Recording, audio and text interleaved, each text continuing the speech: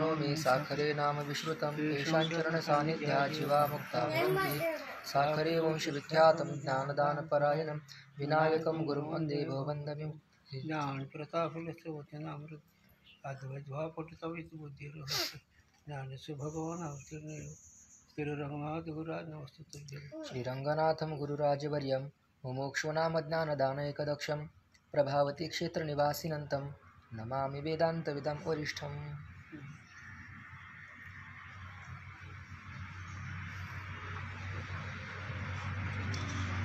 द्वितीयाद्वै भयं भवति मृत्युः स मृत्युमाप्नोति य इह नान्यव पश्यति इत्यादी वाक्येन ते भेदज्ञानकी निंदा करी हे।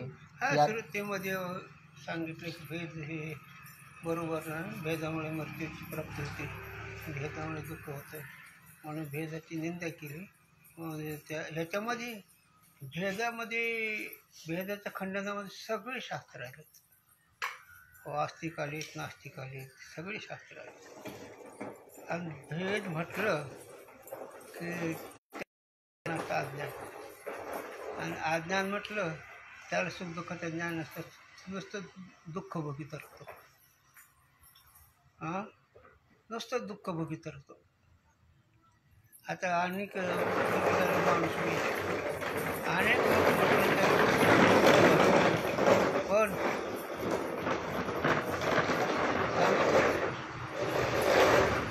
भेदबुद्धी काय करते? भेदामध्ये दुःख आहेच की, पण एक साधूच नाव घेत नाही मी. त्या साधूने त्याच्या विद्यार्थ्याकरता काशीपर्यंत ज्वारी पेरल्यासारखा पैसा पेरला.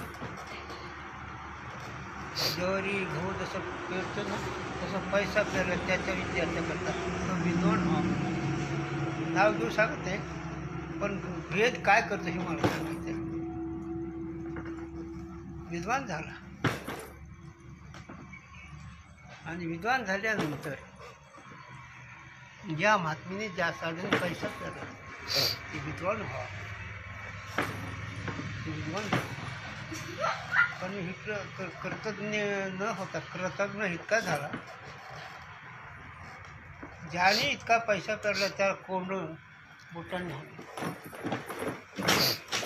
कशा करता या न होत्या गोष्टीवर का. माणूस जर मोक्ष नसलं तर काय घडतंय हे सांगायचं मला. भेद काय करतो हे सांगायचं. त्या अनुभवाचं शास्त्र आहे. तर कशा करता माझं नाव तर मट करा म्हणून का आहे नाही. याने ज्वारीसारखा पैसा पेरला, गव्हासारखा पैसा पेरला, त्याला विद्वान केलंय. आणि किती शब्दाचा अभंग सोडायचा इतकाच तो विद्वान झाला. 4 शब्दात का 2 शब्दात का किती शब्दात इतका तो विद्वान झाला. पण जगसत्यत्व बुद्धी असल्यामुळे परिणाम असा झाला. म्हणून आमच्या गुरुजीकडे तर तो एकच, माझ्याकडे काही सोय होत नाही, फक्त तुला चिंतन सांग, तुझी सोय तो कर. ते चिंतनाशिवाय ते काही सांगत नसतं. म्हणून ही भेद ही करत असतो. आणि भेद कशामुळं? भेद का स्वरूपही न कळल्यामुळे आणि जगाचंही स्वरूप न कळल्यामुळे. जगाचं स्वरूपही कळलं नाही म्हणून भेद राहतो, आणि अधिष्ठान भेद न कळल्यामुळे भेद राहतो. म्हणजे दोन्ही पदार्थाचा अविवेक असं जे सांख्याने सांगितलं ते एका काही दृष्ट्या बरोबर आहे, परंतु त्याच्यात सिद्धांताला तो कमी पडला आहे म्हणून त्याला बाजूला ठेवलं आहे. म्हणून विषय असा भेद मानणं काही योग्य नाही. कारण आत्मा इतका वेगळा आहे. आणि एकही दुःखाचं धुंड झाल्याशिवाय मोक्ष होत नाही.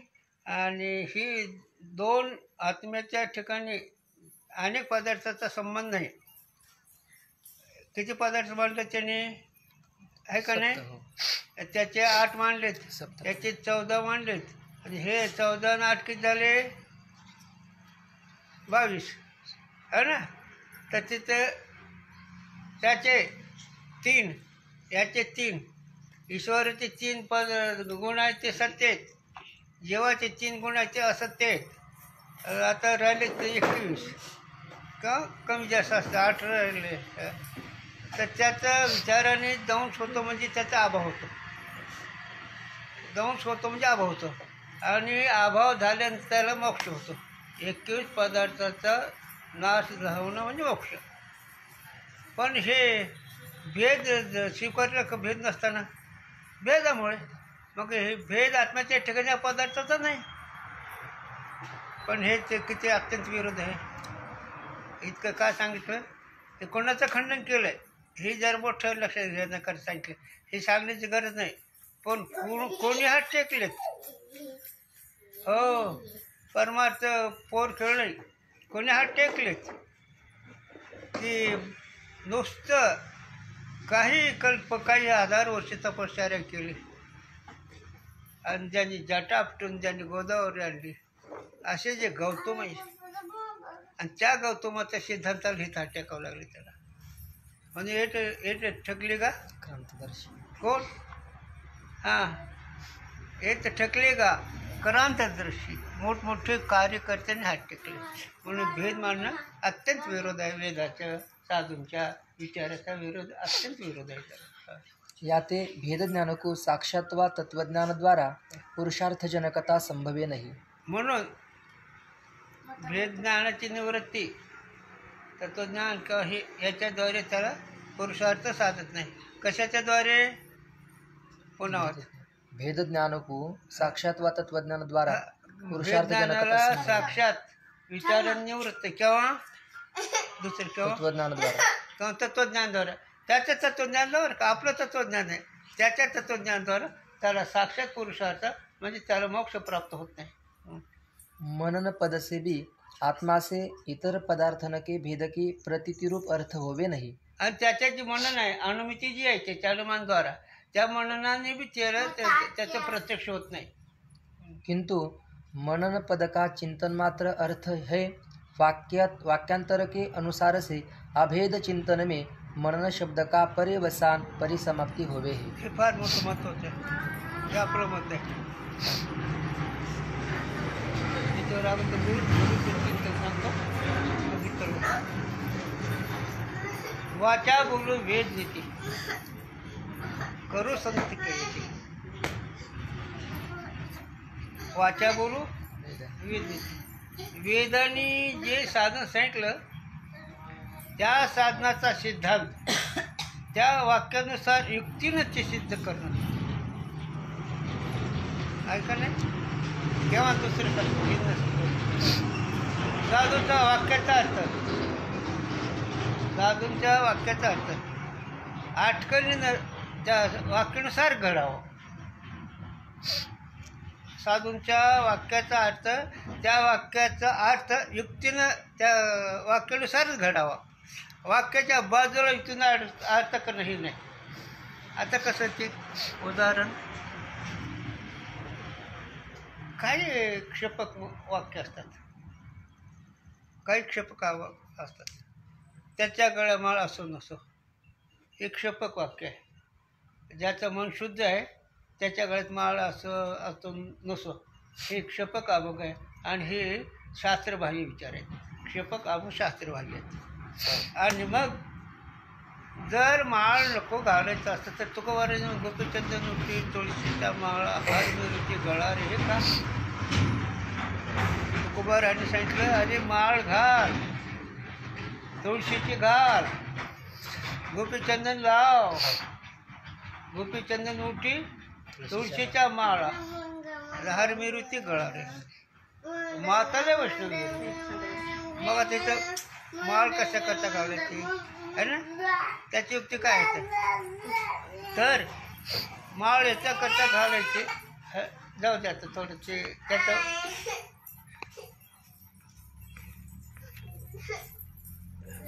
माळ कशा करता घालायचे तर गुरुने सांगितलं. त्याचे 2-3 प्रकरण सांगितले.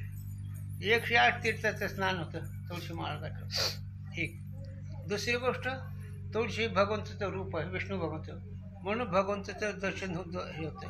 आणि तिसरी गोष्ट साधकाने परपंचावर देहावर तुळशी पत्र ठेवलं म्हणून.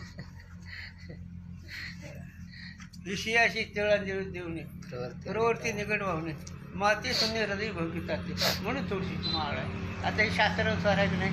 आणि त्याने काय सांगितलं जपजप आहे म्हणून सूर्यानुसार वाक्याचा अर्थ जो सिद्धांत आहे, प्रमेय आहे, सिद्धांत आहे, तो सिद्धांत वाक्यानुसार त्याच्या युक्तीनं तो सिद्धांत कळायचा असं त्यांना म्हणायचं. कोणाचंही मत व्यासांचं, शंकराचार्याचं, ज्ञानोबाचं, तुकोबारायांचं. म्हणून वाचा बोलू वेदांती करू संती, केले ते झाडू संताचे. बरं. हां, संतांनी मार्ग दाखवला, संतांनी मार्ग झाडला आहे. कसा झाला? तुम्हाला वागणुकीचाही मार्ग दाखवला आणि समजुतीचाही मार्ग दाखवला. वागणुकीचा मार्ग पूर्वमीमांसन जैमिनीने सांगितलं कसं वागावं, काय खावं, कसं अरे काय सांगावं तुम्हाला, बोलण्यात चुकून, वागण्यात चुकून, समजुतीत चुकून. आता बोलायचं कसं? बोलायचं बोलून ज्याने बोलून विठ्ठल डोले हेच खरं बोलणं आहे. तो कसं बोलतात? अनंत वाचाल बरोबरच बरं, त्या कशा दयाळ पाय हरे. बोलायचं बोलून ज्याने बोलून विठ्ठल डोले हे झालं बोलणं. आता वागणं कसं आहे ना, तर सटवीच्या राहते न विसंबित होती तैसा निर्णय चित्ती वेदन असं. सटवी असते, लहान लेकराचं कपाळून हे टाकते अक्षर त्याच्या कर्मांचा. मग सटवीच्या राहते हे तर मावलं राती घेतलं, पण नेमकी रात कोणची आहे तिथंच नाही मावलेलं. काही देशामध्ये 5वी म्हणतात आणि काही देशामध्ये 7वी म्हणतात. म्हणजे कधी 7व्या दिवशी टाकते, कधी 5व्या दिवशी टाकते अक्षर ती 6वी. म्हणून तिनं माऊली युक्त केलं 6वीच्या राहते. मग कोणती राहत? ज्या दिवशी ती टाकत त्या दिवशी ती राहत हे युक्त म्हणायचे. पण तैसा जशी ती 6वी कधी विसरत नाही लहान लेकराच्या कपाळ त्याच्या कर्माचं अक्षर टाकायला, त्याप्रमाणे हा साधक श्रुतीचा जो विचार तो चित्ताचा कधी बाजूला जातो. ह्याला म्हणायचं युक्ती, ह्याला म्हणायचं अटकर. मग आता बोलणं झालं, आता काय वागणं झालं. वागणं म्हणजे श्रुतीनं तरुण अवस्थेत कसं, ब्रह्मचारी कसं वागावा, ग्रस्त आश्रमाने कसं वागावा, वादप्रस्थान कसं वागावा, संन्यासीने कसं वागावं, हे वागण्याची पद्धत आहे. आता हे तुम्हाला माहीत नाही, इतकं सांगून मी पुढे चलतो. ब्रह्मचार्याने वागायचं त्यांनी विचारतंत्रामध्ये 8 तत्त्व सांगितले. त्या 8 तत्वानुसार वागलं तर त्याचं ब्रह्मचार्य राहते. नंतर वीर्य धातू जो असणारा क्रीडेच्या द्वारे, वर्णनाच्या द्वारे, नेत्राच्या द्वारे, वासनाच्या द्वारे ही निघून जातो, सत्व निघून जातो, ते आपल्याला कळत नाही. म्हणून त्या ब्रह्मचार्य असं वागावं. आणि परपंचीकडे कसं वागावं, तर परपंचीने विधीनं विषय भोगावं आणि आलेला गोर गरीब दानधर्म अन्न पाणी द्या आपल्या शक्तीनुसार आणि देवाची पूजा करावी आणि आपल्या नियमाने वागावं. हे प्रपंचीकडे वागावं. आता उगाच हे सांगायचं आहे. आता हे शास्त्रानुसार कसं वागावं, युक्ती कशी, हे सांगायला लागलं. बरोबर आहे ना का? बाजूला गेलो. आणि वानप्रस्थाने कसं वागावं, वानप्रस्थाने आता तुला सांगू का, शास्त्रात नाही म्हणे, आता ते लोक जपत नाही. या प्रपंचाचा हे आपलं तुझा भाऊ जे करतं त्याच्यात माझा काळीच का अधिकार नाही, तो कसाही कर हे शास्त्र सांगते. तू हेलिकॉप्टरात फिर, नाही जर हत्तीवर फिर, नाही तर तुझं कर्मसारखी घडते. त्याच्या प्रपंचात आम्हाला लक्ष घालायचं काही तात्पर्य नाही असं शास्त्राच्या नाथांनी भागवतात निघतात. नाथांच्या भागवतात आहे ना. वानप्रश्न फक्त लईच झालं तर त्याच्या ऋणासुद्धा आपण जाऊन आपल्या पोटापुरतं काम करत त्याचं. ते कसं तुझ्या खुरपिलं हां, त्याचा वानप्रस्थ असर. आता त्या पोराचं करत नाही, त्याचे जेवण येते, त्याचं काम केलं, ही देवाच्या ऋणात झाली, पोराच्या ऋणात मुक्त असं वागावं. हे वानप्रस्थ नाही. संन्यासी यांनी कसं वागावं, संन्यासी म्हणजे भगवे कपडे घालणारे संन्यासी नाही. हां, आता सगळे भगवे कपडे घालतात, संन्यासी नाही. ते गोसावी नाही, ते काही नाही, वेद भाग्य आहे. भगवं घालायचं फार मोठं वेगळं आहे, भगवचा अर्थ फार वेगळा आहे. असो विषय, भगवत त्याच्या अंगावर आहे, त्याच्या कमराला लवंग निघून इतका त्याग असो तर भगवं घालावं. ते गजानन बाबा नाही का सांगितलं त्या गोसायाला, आहे का नाही, ते तसं वागावं. त्याला संपला विषय. पण ही श्रुतीनुसार कोणा, हे नुसतं मनाने तर काय का नाही, हे शास्त्रांनी जे सांगितलं त्याप्रमाणे वागल्यावर त्याचा जो सिद्धांत आहे, त्याची जी भूमिका आहे, त्याचा जो अर्थ आपल्याला कळतो. चला, बरोबर आहे ना? मनन पद से भी आत्मा से इतर पदार्थन के भेद की प्रतीतिरूप अर्थ होवे नहीं, किंतु मनन पद का चिंतन मात्र अर्थ है वाक्यांतर के अनुसार से अभेद चिंतन में मनन शब्द का पर्यवसान अर्थात परिसमाप्ति होवे है. आता 1-2-3 वर्ष आता साधकाचं म्हणणं, तर साधकाचं म्हणणं मग भेदभादक आणि साधक युक्ती आहे. ते तुम्ही ऐकलं, तुमच्या लक्षात नाही, जाऊ द्या. पण त्यात असं करायचं, मनन म्हणजे कसं करायचं, विचार श्रुतीनुसार. तो विषय कसा, या उपाधी माझे गुप्त चैतन्याशी सर्वगत ते तत्व संत स्वीकारते. नामरूपात्मक हे जगत आहे आणि त्या नामरूपात्मक जगतामध्ये सच्चिदानंदाची व्याप्ती आहे.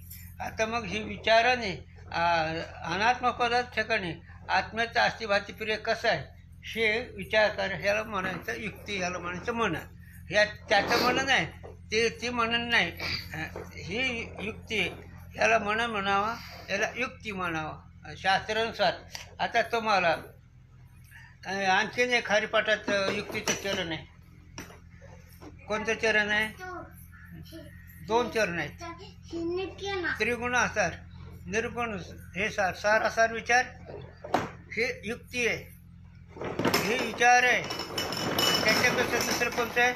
मंथुनी नवनीत तैसे ज्ञान. तर वायाविरुद्ध कथा, आता मंथन म्हणजे विचार करणे. वायाविरुद्ध कथा, आता वायाविरुद्ध कथा म्हणजे तामस देवताचं वर्णन, ते ऐकायचं नाही. हेंदरी हिंदरी दैवते कोणते पूजे होतं कधी, हे ऐकायचं नाही. म्हणजे वायाविरुद्ध कथा, सांडी मार्ग आहे ना. आणि मग काय करायचं, अटकायला ना ज्ञानदेव मौन म्हणजे नामरूपाची वृत्ती त्यागायची, नामरूपाची वृत्ती त्यागायची, तेव्हा त्याचा विचार त्यागायचा.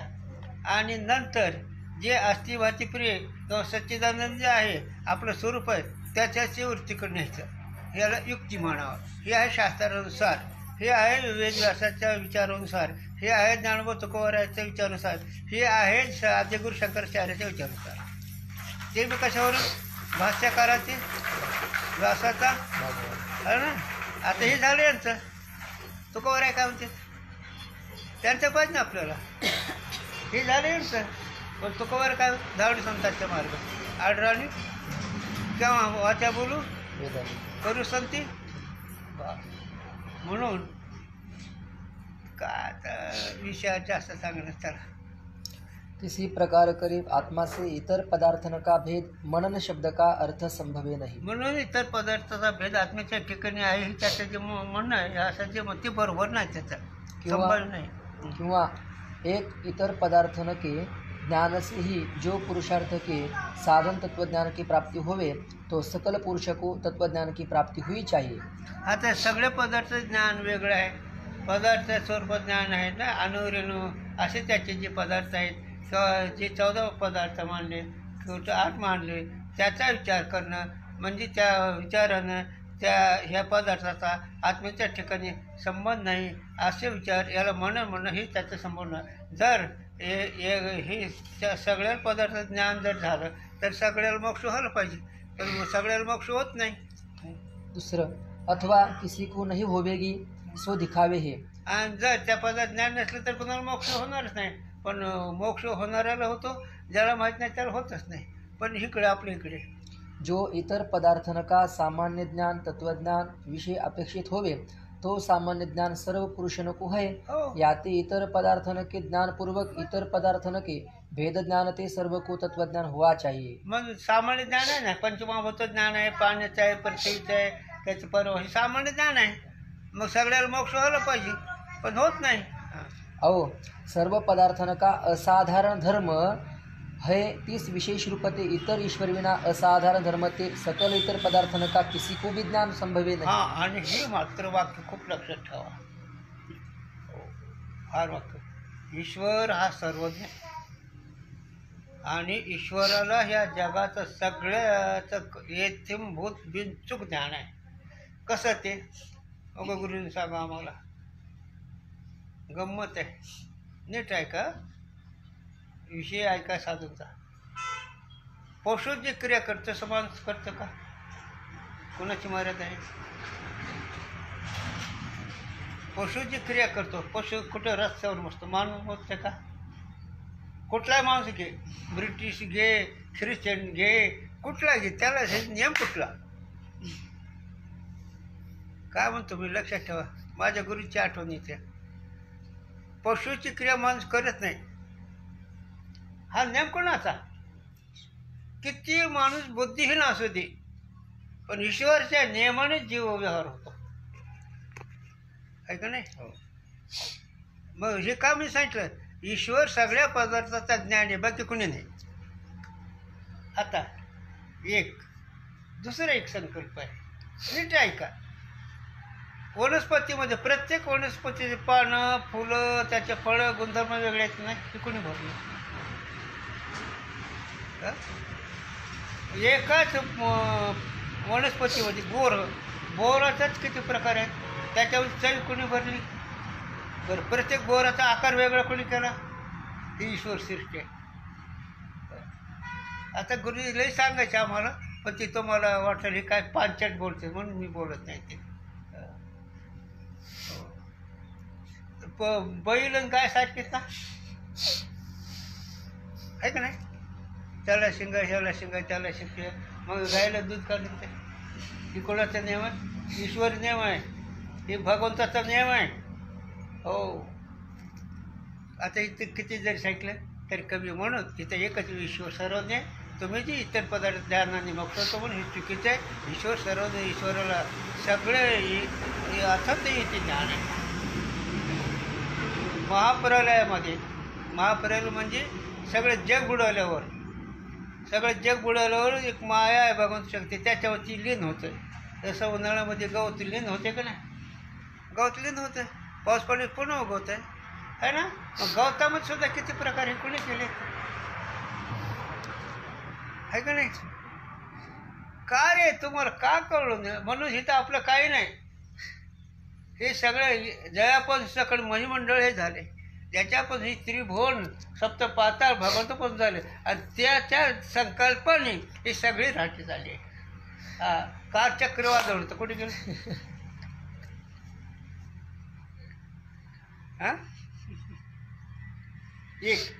आता दुसरा विषय घ्या जरा. आता रोग झाला ना, आणि जे मर तेच मेलं, जे मरत नाही ते मेलं नाही ना, हा नेम कोणाचा? जीवाला काही कळत नाही, जीवाचा विचार नाही आमच्याकडे. ईश्वर सृष्टीमध्ये जीवाला काहीही करता येत नाही, त्याने जसं ठेवलं तसं चळा. ठीक तर तुम्हाला जमतं. तुमच्या कर्मानुसार त्याने भोग्य अगोदर करून ठेवलं, तुमच्या कर्मानुसार ईश्वराने तुमचे जे भोग्य पदार्थ अगोदर करून ठेवलं. अभंग तुकोबारायचा काय, कोणी केली बाळा दुधाची उत्पत्ती वाढवी, श्रीपती सवेदुली. तुकोबाराय मत, बाळा तुझ्या आईच्या उदरात तू आहेस, तर तुझ्या आईच्या उदरात तूही वाढतो, आणि तुझं खायचं बी त्याच्या आईच्या शरीरात निर्माण केलं. हे कोणी केलं? कोणी केली बाळा दुधाची उत्पत्ती वाढवी श्रीपती सवेदुली.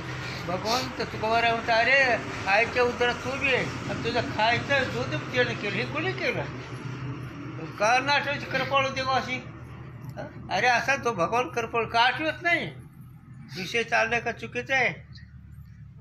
ईश्वराचा संकल्पाला सर्वज्ञाचं ज्ञान, ह्याच्यावर मी बोलू लागलोय. इथं साधारण बोलायला लागलोय, मला पुढं बोलायचं आहे, नाही बोलायचं ते इथं सोडतो, द्या सोडून. हे सगळे ईश्वर सिस्टम चाललेलं आहे त्याला, आणि त्याने पुढं एकदा करतो का नाही? गंमत आहे. आणखी थोडं सांगतो महत्त्वाचा विषय.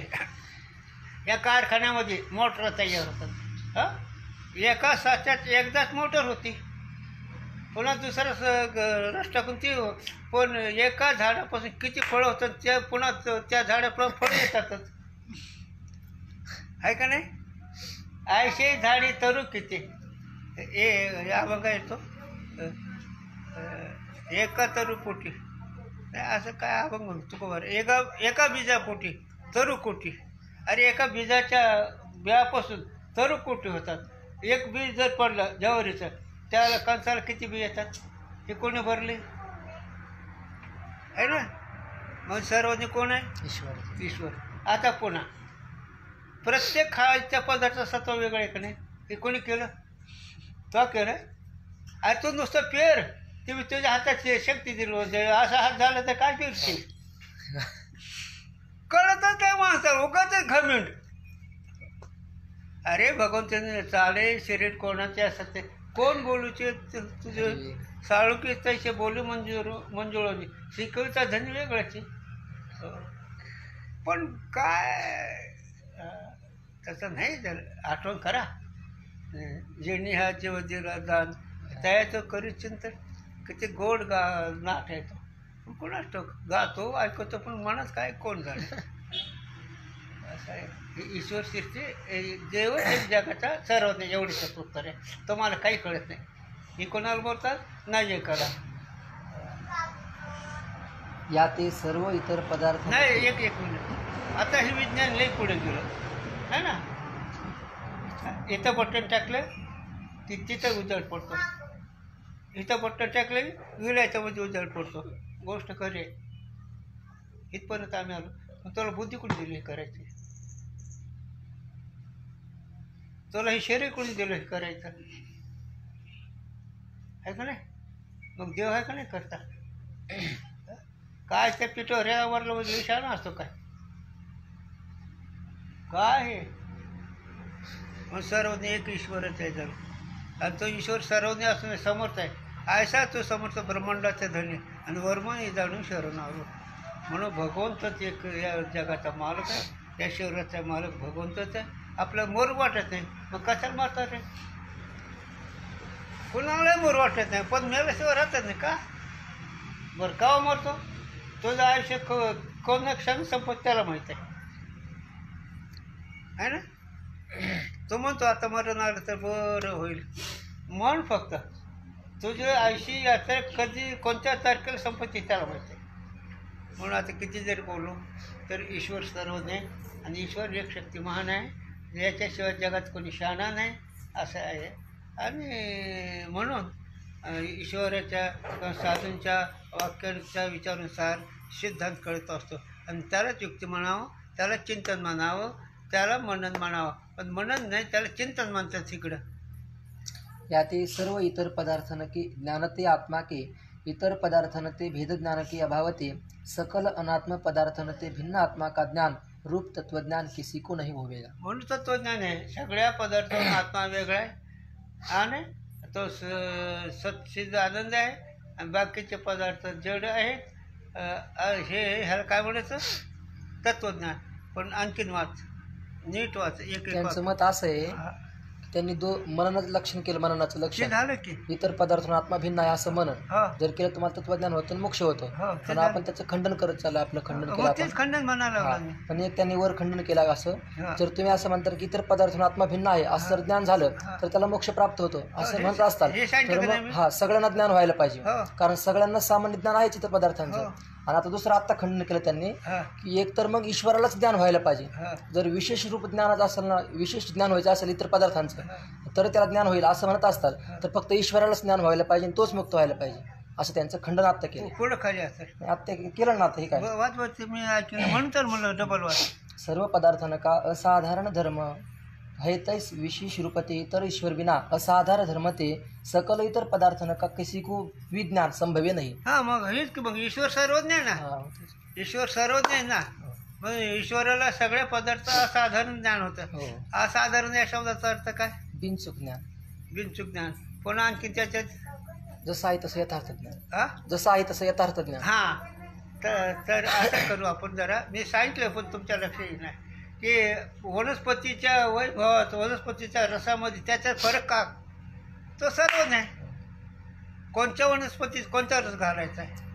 आंबट रस कोणाच घालायचा, फिकट कोणाच घालायचा, गोड कोणाच घालायचा, असाधारण आहे का नाही? बाकीच्या आहे का? नाही. मग सर्वज्ञ आहे का नाही? हो.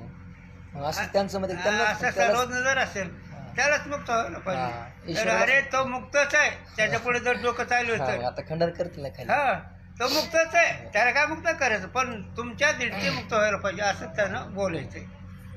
त्यांचं खंडन केलं. या ते नैयायिक मत में मान्या जो आत्मा का अन्य आत्मा ते अनात्मा ते भेदज्ञान सो संभवे नहीं. हा म्हणून आत्मा म्हणून दुसऱ्या आत्म्याचा भेद मानला. भेद आहेत ना तर ते म्हणणं बरोबर नाही.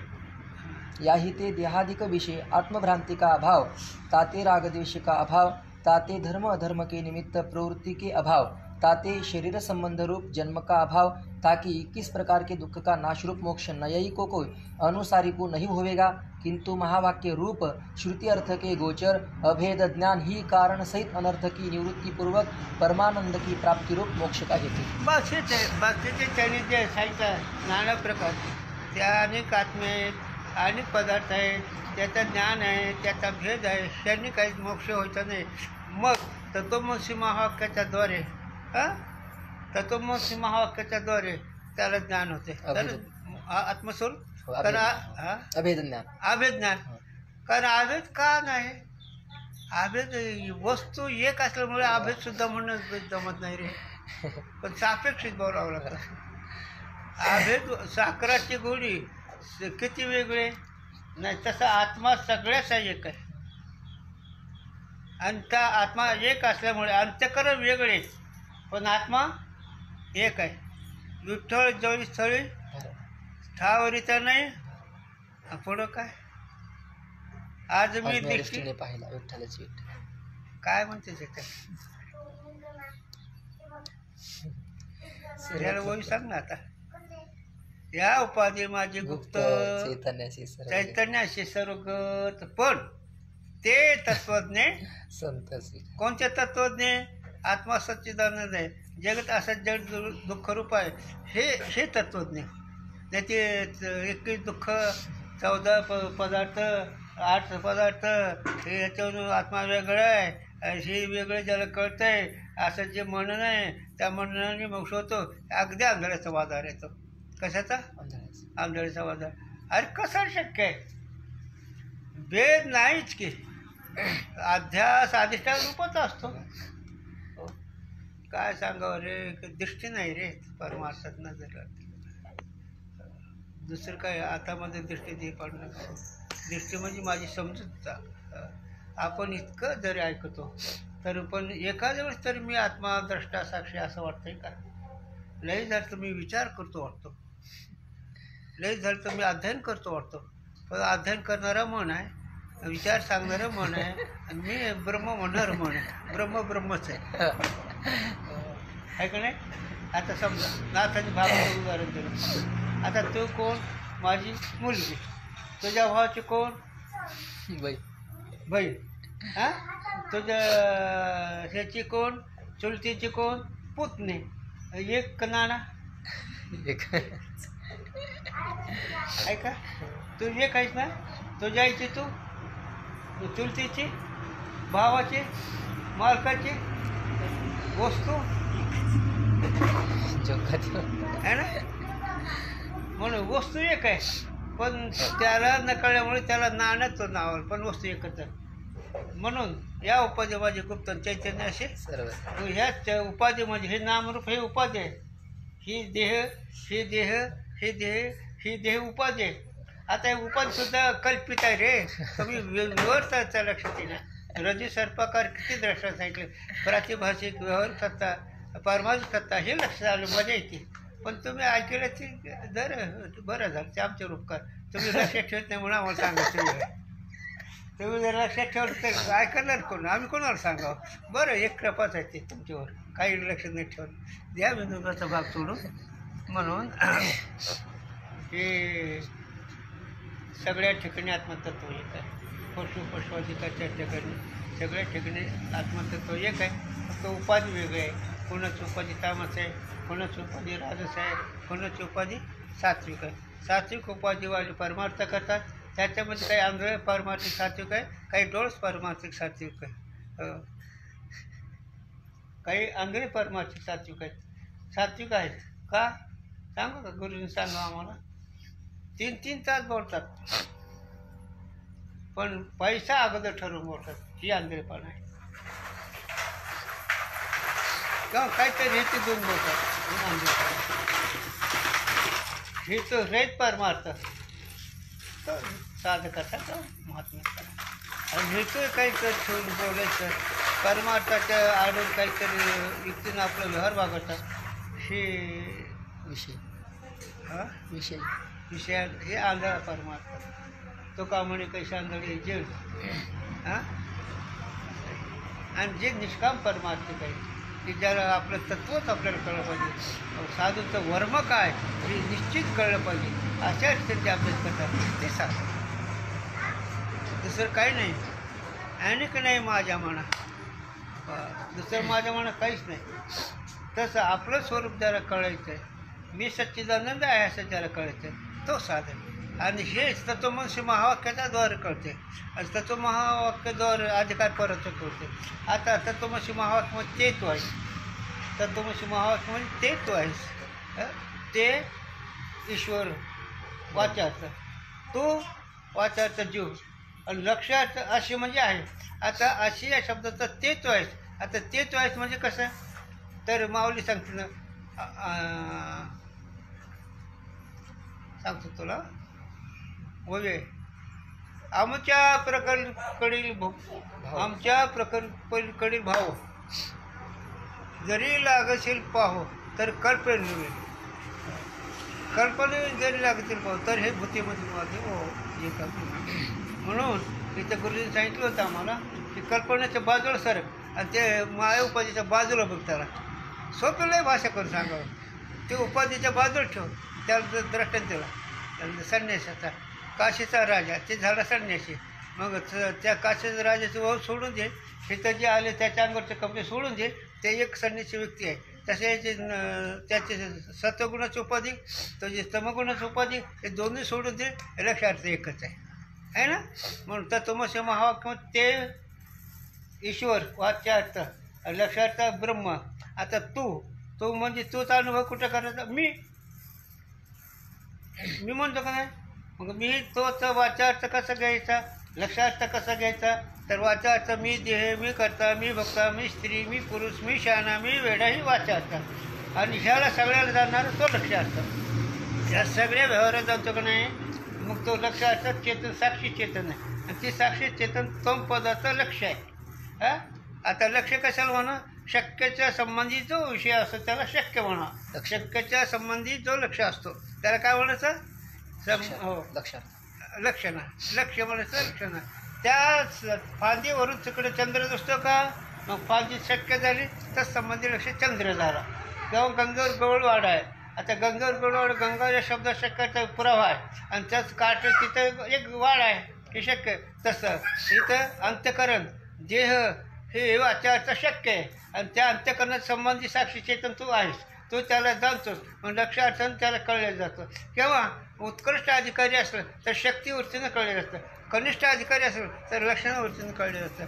उत्कृष्ट अधिकाऱ्याला कानवचनाच्या भेटी सरसात पैकी उठते, वस्तू होणे उठते. सांगू का गुरुचं चिंतन, गुरुचं सांगू का, जोडी सतत खाजवणे त्यांची भाषा बरं का. एकदा जोड खाली बस ना, पुन्हा पुन्हा काय ऐकायचं त्यांनी सांगावं. एकदा ऐकून का बाबा, कोण एकदा ऐकायला कोणा का पुरत त्याला एकदाच ऐकत येतो. हा मी शेणाच्या बुद्धीचे, लाकडाच्या बुद्धीचे पुन्हा पुन्हा पुन्हा पुन्हा चालायचं. बस घुटून चालायचं. कापुरात अंत्यकरण पुरुष मोक्षरेख्याला भाग्य मिनिटाला साधू चांकीला त्याला ताबडतोब स्वरूप अनुभव येतो. आणि तुम्ही आम्ही चढत राहायचं. आज म्हणून उद्या म्हणून मी द्रष्ट आहे, मी करता बघता कसा असू शकेल, मी तर स्त्री, मी तर जन्म घेतला आहे, मी तर फरांची मुलगी, मी तर इतकी शिकले. ही जीवाचं जगत सत्याची बुद्धी जात नाही. आणि हे गेल्याशिवाय लाभ होत नाही.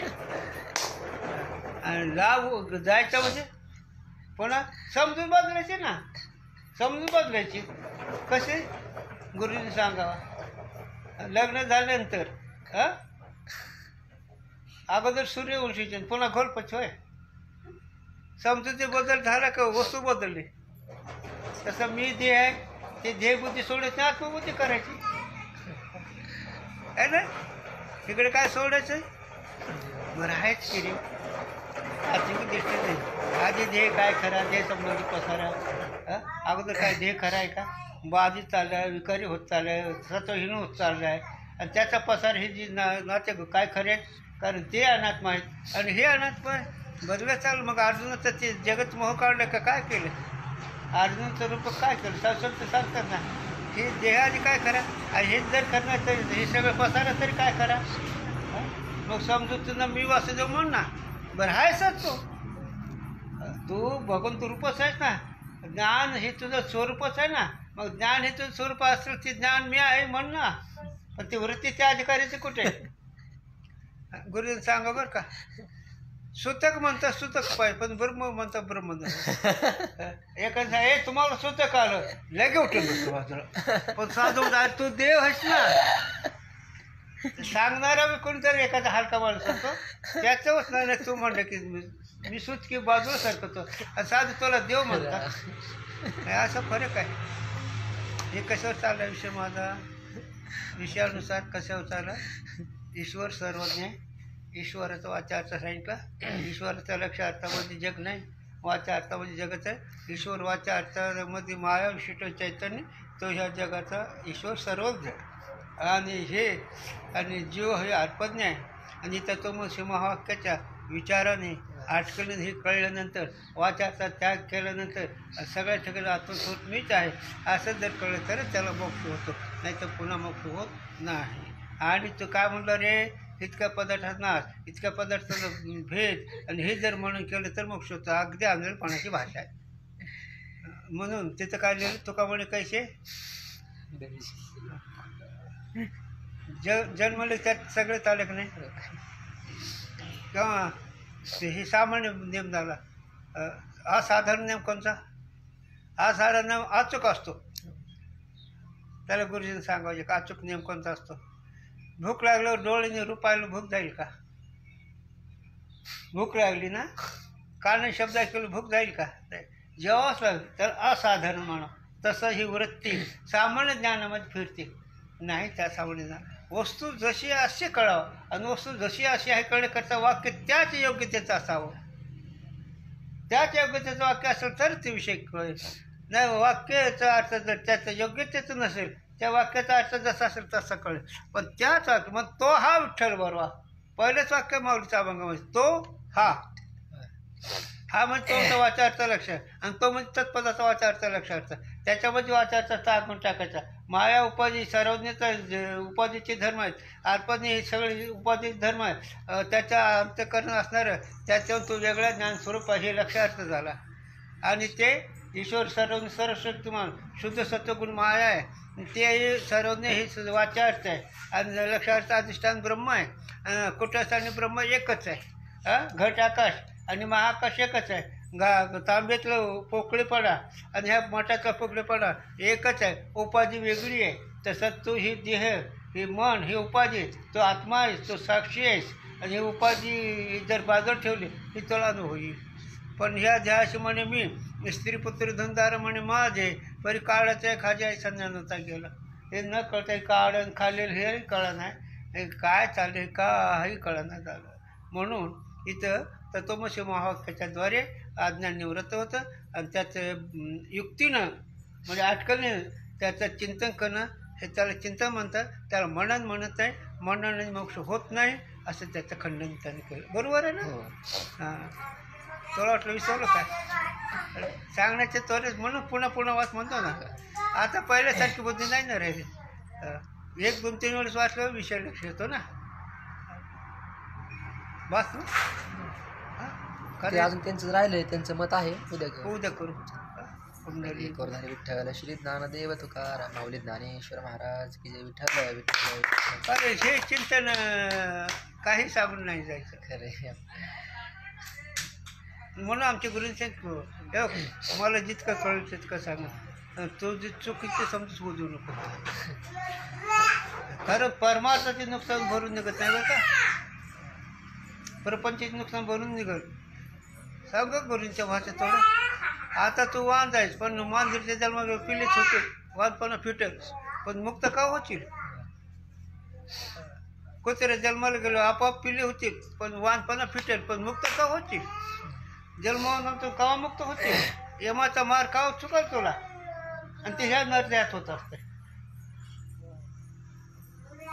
बाकी प्रपंच आजचं उद्या कसं कमी जास्त, पण हे सुद्धा सांगणं चुकीचं आहे. हे साधकाला सांगणं बरोबर नाही. आम्ही साधकाला सांगतच नाही.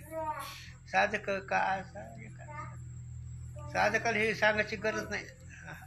साधकाला विशेषच उपाधी, विशेष नाही उपाधी. उपाधी आहे ते बी विवर्त आहे, विवर्त आहे ते अधिकार परत आहे.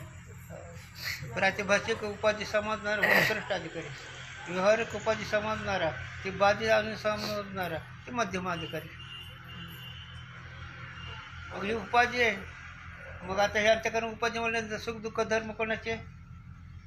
उपाधीचे नाम अंत्यकरणाचं. काळे गोरेपणा कोणाचा? मग माणसं किती जीव भोलला रे, त्वचेच्या रंगाला जर तू सत्य म्हणून चवडीवर चढतो, किती बुद्धिहीन त्याचं लक्षात. रंगाला भुलत नाही माणूस. आणि चोकोबार आहे का म्हणतात, ऊस ढोंगा परी रस नव्हे ढोंगा. काय भुललं ओरलं रंगा. चोका ढोंगा परी भाव नव्हे ढोंगा. चोकोबार म्हणते डोंगर जरी वाचतो पण माझा भाव शुद्ध आहे ना. किती भाव शुद्ध आहे. अरे काय सांगू कडे हो, साज फार वेगळे असतात. भगवंताने त्या चोकोबाराच्या आस्थीचा अभिषेक स्वतः केला. चोकोबाराच्या स्वतः भगवंत त्रिभुवनाचा मालक अभिषेक करून पितंबरामध्ये त्या आस्थ्या घेतल्या आणि समाधीत ठेवल्या. समाधीत ठेवताना भगवंताच्या डोळ्यात धारा लागल्या. काय ते भाव चोकोबाराचा. म्हणून त्याचं चोख नाव काय त्यांचा, चोख असं साधून असतं. तेव्हाही लाभ होतो. नाही आता झालं बस कुठे बस.